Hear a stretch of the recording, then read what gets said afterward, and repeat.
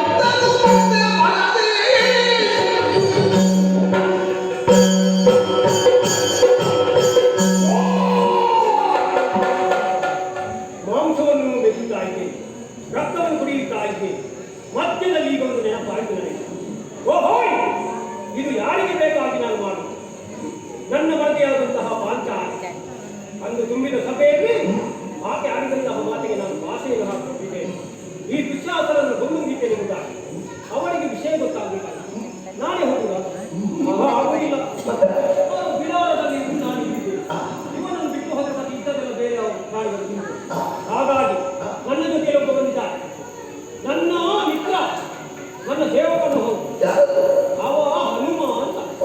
ಹನುಮನ ಆಯ್ತಾ ನನ್ನ ಸಂಜೆ ಅವನಿಗೆ ಗೊತ್ತಾಯ್ತು.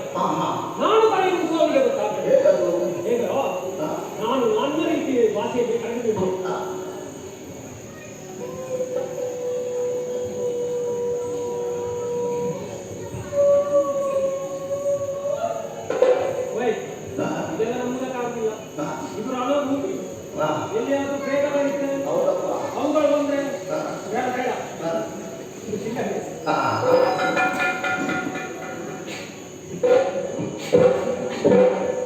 ಈಗ ಬರುವುದಿಲ್ಲ ಅದು. ಯುದ್ಧ ಮಾಡಿ ಆಯಾಸ ಆಗಿದೆ. ಬೇಡ ಅವನ ಹೆಸರು ಎತ್ತಿ ಕರೆಕ್ಟ್ ನನ್ನ ಧ್ವನಿ ಅಂತ ಅವನಿಗೆ ಗೊತ್ತಾಗ್ತದೆ.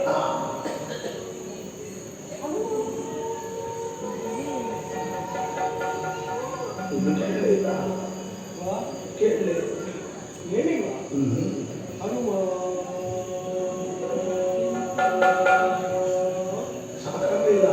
ಹಾಗಾದ್ರೆ ದೂರ ಇರಬೇಕು.